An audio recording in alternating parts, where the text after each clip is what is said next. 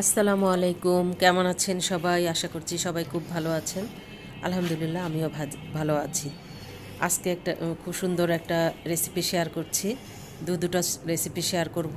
তার মধ্যে এটা প্রথমে এই যে পাকোড়া বানাবো, তার মধ্যে সবজি নিয়েছি পাতাকপি, গাজর, আলু আর পেঁয়াজ কলি।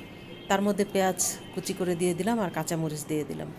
এখানে ময়দা মানে আটা আর কর্নফ্লাওয়ার দিয়ে দিলাম, দিয়ে ভালো করে মেখে নেব। আর এখানে গুঁড়া মরিচ দিয়ে দিলাম, তারপরে ধনে জিরে গুঁড়া আর একটু হলুদ দিয়ে দিলাম, দিয়ে খুব ভালো করে মাখে নেব একদম লবণ দিয়ে।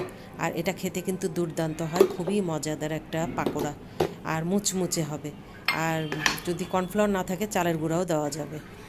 তো আমি তো এখানে ভালো করে মেখে নেব, একটু গোলমরিচের গুঁড়া দিয়ে দিলাম।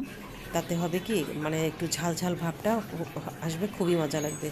আর এই যে শুকনো করে মেখে নিচ্ছি, যদি একদম ভেজা ভেজা না হয় তাহলে সামান্য একটু পানি দিয়ে এইরকম আঠালো ভাব করে নেওয়া যাবে। আমি এখন ভেজে নেব।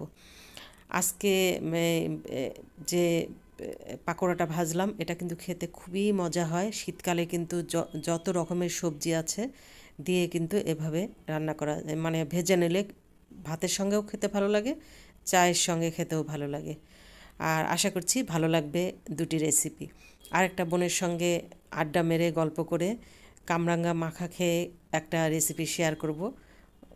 আশা করছি ভালো লাগবে, কেননা মাছ না ভেজে গ্রাম্য পদ্ধতিতে মানে রান্নাটা করা হবে ফুলকপি আর আলু দিয়ে। রুই মাছ খুবই মজাদার, খুবই ভালো হয়েছে, না ভেজে কষিয়ে রান্না করা আর কি। তো এই তো আমি পাকোড়াটা আমি ভেজেছি, এটা তো খেতে তো দুর্দান্ত লাগে। পাতাকপি দিয়েও হবে, ফুলকপি দিয়েও হবে। বেশিরভাগ আমি পাতাকপি বাসায় আসলে, বাঁধাকপি যেটাকে বলে, পাতাকপি বাঁধাকপি যেটাই বলুক না কেন, ওটা দিয়ে খেতে কিন্তু খুবই মজাদার হয়। আর এই শীতকালে তো যে কোনো সবজি দিয়েই এইরকম পাকোড়া বানিয়ে খাওয়া যায়। বিশেষ করে যে গাজর আসে, পাতাকপি আসে, পেঁয়াজ কলি আসে, সব কিছু দিয়ে এই যে মুচমুচে, তার মধ্যে একটা দুটো আলুও দেওয়া যেতে পারে। আর যদি কর্নফ্লাওয়ার না থাকে তাহলে চালের গুঁড়োটা দিলে আরও ভালো হয়। আমি বেশিরভাগ চালের গুঁড়োই দিই। আজ আমার কাছে চালের গুঁড়ো ছিল না, আমি কর্নফ্লাওয়ার আর একটু আটা দিয়ে দিয়েছি। এই তো হয়ে গেল আমার পাকোড়া, মজাদার পাকোড়া।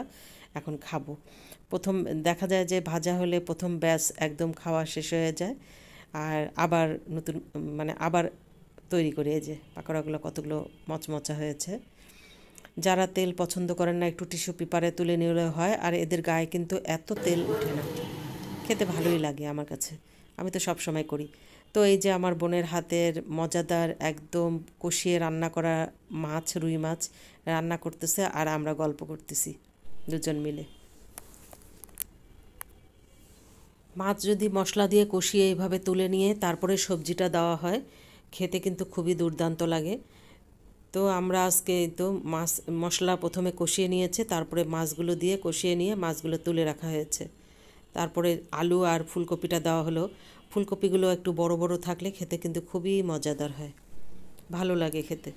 তো এখানে ফুলকপিটা আর আলুটা কষানো হয়ে গেছে, এখানে পানি দিয়ে দেওয়া হবে, দিয়ে তারপরে মাছগুলো দিয়ে দিব। এদিকে কামরাঙা মাখা করা হচ্ছে। কামরাঙা নিয়ে এসেছে, আপা বলতেছে, আমার বড় বোন বলতেছে যে নষ্ট হয়ে যাচ্ছে, আয় এটা খেয়ে ফেলি কেটে। তো দেখলাম যে কয়েকটা নষ্ট হয়ে গেছে, আর বাকিটা ছিল, ভাবলাম যে ফেলে দিব, আবার ভাবলাম যে না ফেলে দিই না, খেয়ে নিই।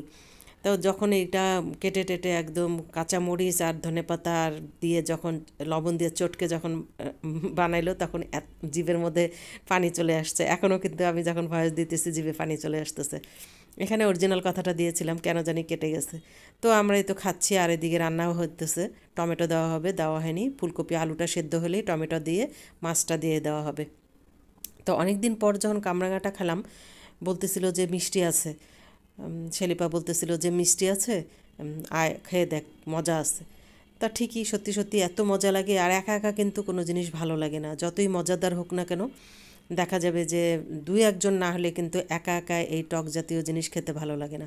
কিন্তু আজকের কামরাঙাটা কিন্তু অনেক মজাদার ছিল, আর খুবই ভালো ছিল। ছোটোবেলাতেও এগুলি খুবই পছন্দ করতাম। এখন আর টক টুক ভালো লাগে না, তারপরেও এটা কিন্তু টক ছিল না, ভালোই ছিল। তো টমেটো দিয়ে মাছ দিয়ে তো এই যে বলক আসলেই ধনেপাতা দিয়ে নামিয়ে ফেলা হবে আমাদের আজকের মাছের তরকারিটা। আর এভাবে কষিয়ে রান্না করলে কিন্তু খেতে ভালোই লাগে। দুজনে গল্প করতেছি আর আজকের রান্নাটা শেয়ার করে ফেললাম। লবণ টবণ দেখে নিচ্ছি, তারপরে যে ধনেপাতা দিয়ে দেবে, দিয়ে তারপরে লাস্টে জিরার গুঁড়া দিয়ে নামিয়ে ফেলবো।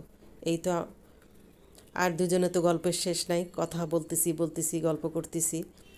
তো এইভাবে আমি বললাম যে তুমি একটু রান্না করো আজকে বলে কি না আমি তুই রান্না কর তোর মতো। আমি বললাম না যে না তোমার মতো, আজকে তোমার হাতেরটা খাই দেখি, কষিয়ে রান্না করো। আমি তো প্রায় ভেজেই রান্না করি, কষানো হয় কিন্তু মানে ভাজাটাই বেশিরভাগ করা হয়। আর আজকে যেহেতু টাটকা মাছটা বেশিরভাগ টাটকা মাছ কষিয়ে রান্না করলেই ভালো লাগে। আর এই